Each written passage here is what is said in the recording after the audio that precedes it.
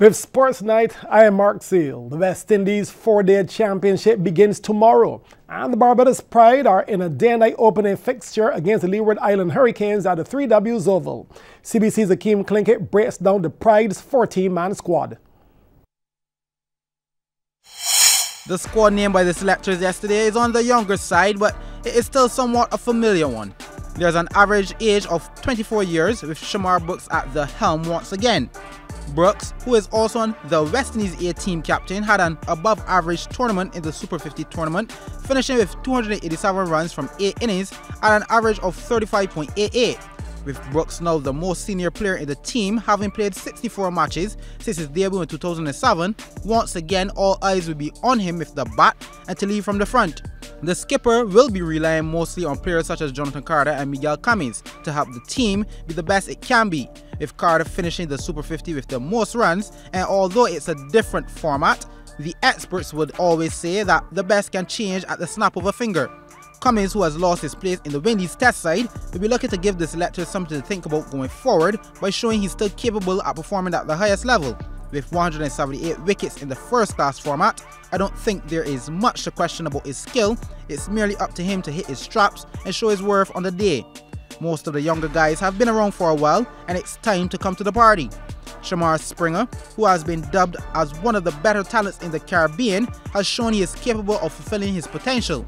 Shane Mosley finished with the most runs in his debut season for the Pride, but the question is if the pressure of doing it all again in his sophomore season will get the better of him.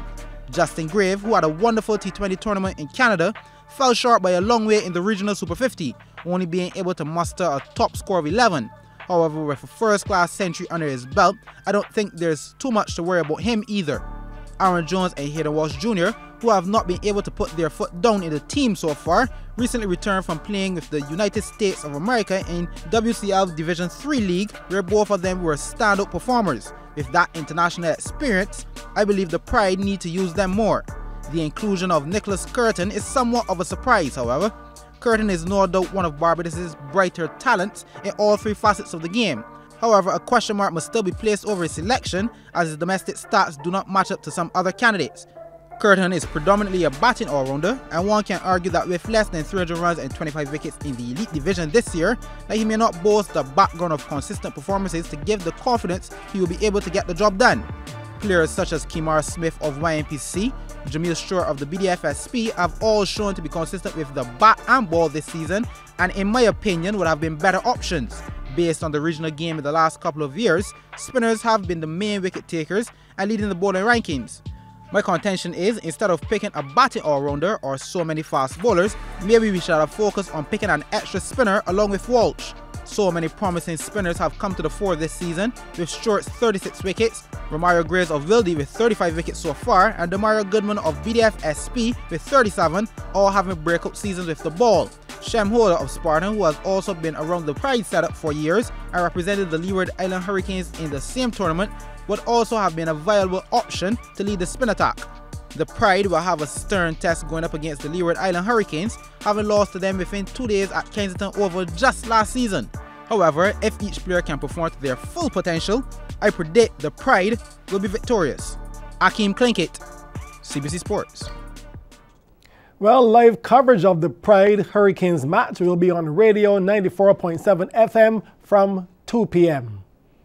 It's a ding-dong battle between Alpha Sharks and Pirate Swim Club after the first session of the Bassa Short Course National Swimming Championships, which form part of the Barbados Independence Invitational Games. Last night at the Aquatic Center, Alpha ended with 14 medals to Pirates 13, but Alpha, they have the most gold medals so far, 6 to Pirates 4. One of the events was the 100-meter individual medley. Starting with the girls 11 to 12, the swimmer who set the pace in the first 2 legs of the butterfly and backstroke was Catherine Ford of Pirates. She completed the first 50 meters in 34.01 seconds. But wheeling her back in the breaststroke and the freestyle was the winner, Adara Stoddard of High Tide Stingrays. She won in 1 minute 13.28 seconds, while Ford was second in 1 minute 15.27. Kyla Beckles of Alpha was third. We pick up the boys 11-12 in the backstroke leg, where Omari Seeley of Alpha was out front, completing the first 50 in 33.85. Seeley never gave up the lead and eventually won in a time of 1 minute 13.63, followed by teammate Caleb Gaskin in 1 minute 15.88.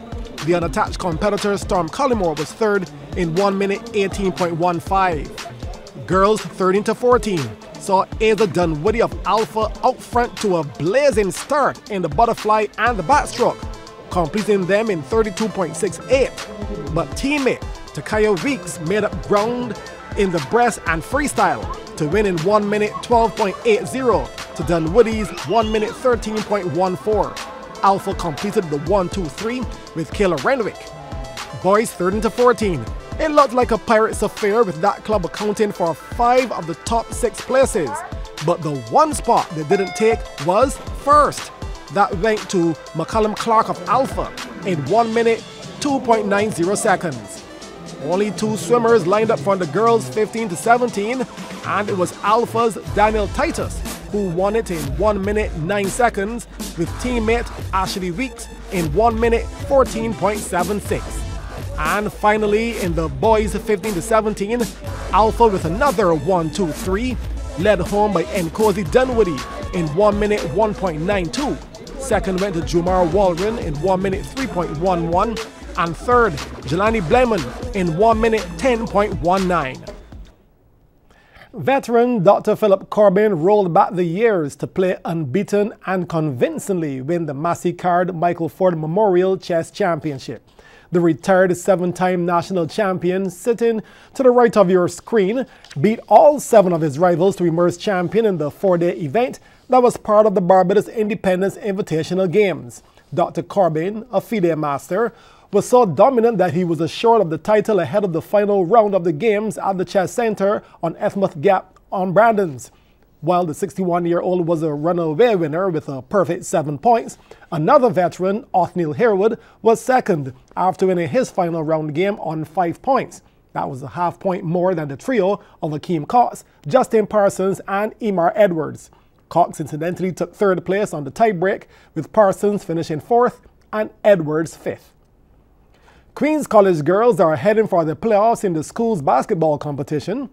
Meanwhile, their latest victims, Christchurch Foundation, are battling for the 4th and final playoff spot. QC got the job done at home, winning 31-26. For QC, it was Brianna Hurdle top scoring with 8 points, while Mackenzie Yearwood chipped in with 7. The lone player to get into double figures for our foundation was Chante Moore. She scored 10 points in that losing effort.